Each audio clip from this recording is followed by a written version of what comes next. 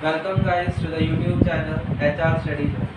मैं रवि जांगड़ा स्वागत करता हूं आपका इस यूट्यूब चैनल पर। ठीक है, तो आज भी हम लोगों की मेरा आप लोगों से इंटर कनेक्शन हुआ है इस चैनल पर। तो मैं आप लोगों के लिए लेकर आया हूं एक हिंदी की क्लास, और जिस क्लास के अंदर हम आज टॉपिक कवर करेंगे कारक। ठीक है भाई, तो शुरू करते हैं कारक का टॉपिक। तो अगर मैं आपको शुरुआत से बताऊं कारक का क्या इम्पोर्टेंस है, या कारक जो हम क्यों पढ़ते हैं हिंदी के अंदर, तो हम जब भी कोई वाक्य लिखते हैं तो उन वाक्य को जोड़ने के लिए हम कुछ ना कुछ शब्द लिखते हैं। आपने देखा होगा, जैसे मैंने लिखा राम ने श्याम को थप्पड़ मारा। ठीक है, सेंटेंस देखिए भाई, राम ने श्याम को थप्पड़ मारा। तो ये कोई वाक्य लिख दिया मैंने। ठीक है, वाक्य लिख दिया, और राम इसमें क्या है भाई, संज्ञा का शब्द है। ठीक है, ऐसे ही श्याम इसमें क्या है भाई, संज्ञा शब्द है।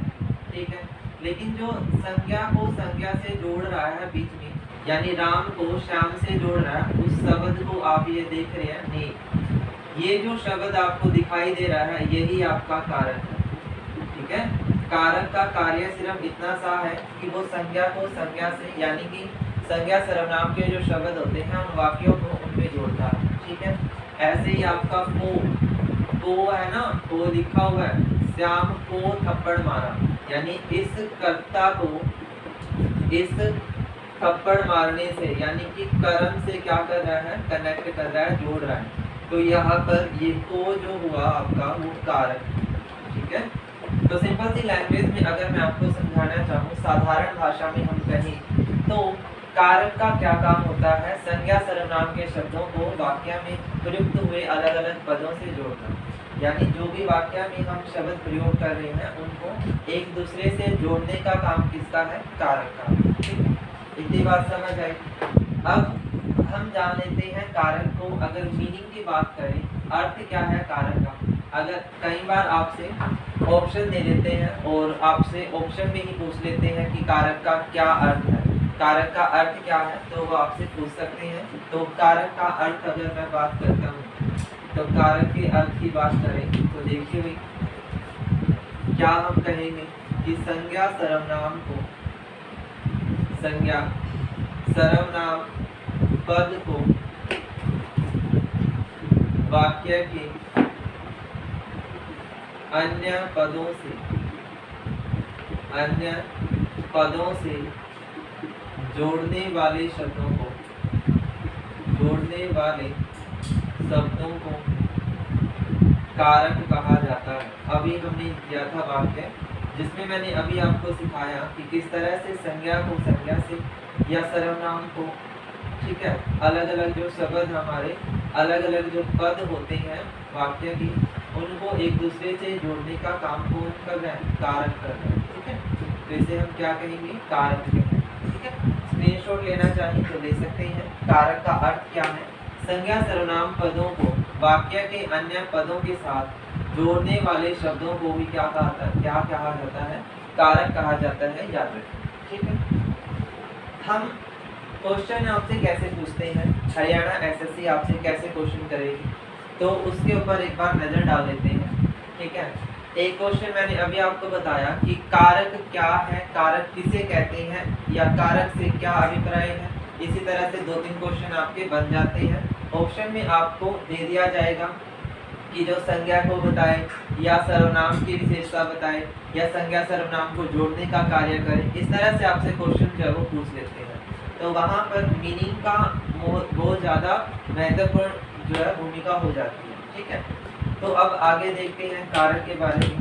तो अगर मैं कारक की बात करता हूँ तो हम 8 प्रकार के कारक पढ़ते हैं। कितने प्रकार के, 8 प्रकार के। तो इसके 8 भेद हैं।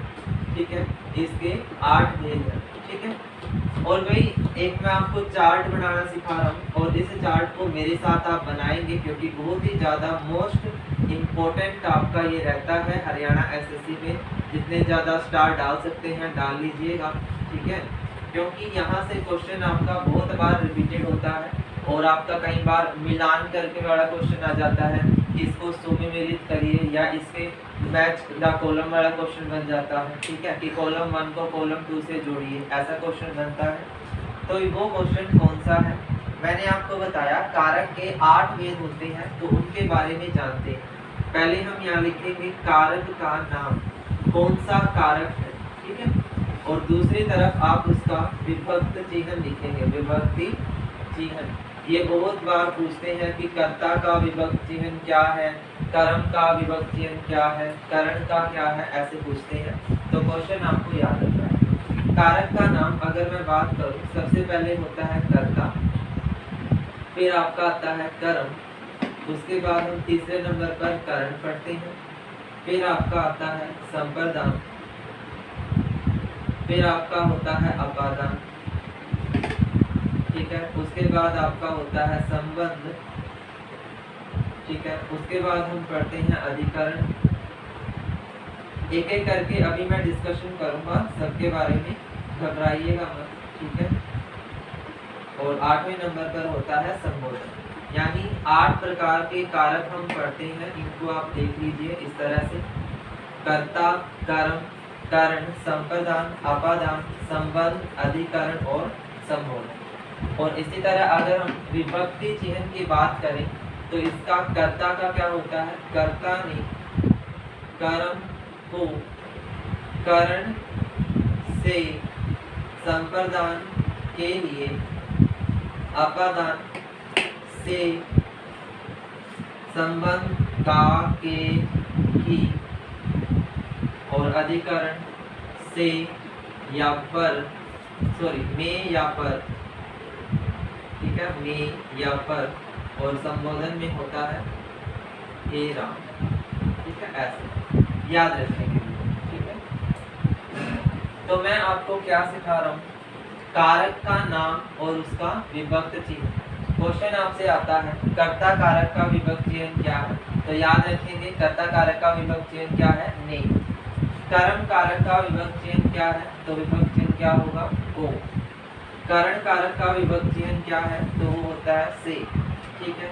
और यहाँ पर करण कारक हमारा साधन बताता है, याद रखेंगे। और ये वाला जो से है वो क्या बताता है? अलगाव बताता है, किसी चीज का अलग होना, इस तरह का व्यू इसमें होता है, ठीक है। संप्रदान के लिए होता है, यानी कि ये हमारा उद्देश्य बताता है, ठीक है। और संप्रदान के लिए आता है, अपादान में से आता है, यानी अलगाव दिखाना। और संबंध में का, के, की, ये आपका संबंध बताता है दो शब्दों का। अधिकरण में और पर आता है, संबोधन में हे राम, इस तरह के शब्द जो है वो आए। ये जो आपका चिन्ह यहाँ पर लिखा हुआ है, ये आपका विस्मयादि चिन्ह है, ठीक है। कौन सा चिन्ह है? विस्मयादि, ठीक है। विस्मयादि बोधक वाक्य जो आप पढ़ते हैं उसमें इसका प्रयोग होता है, ठीक है।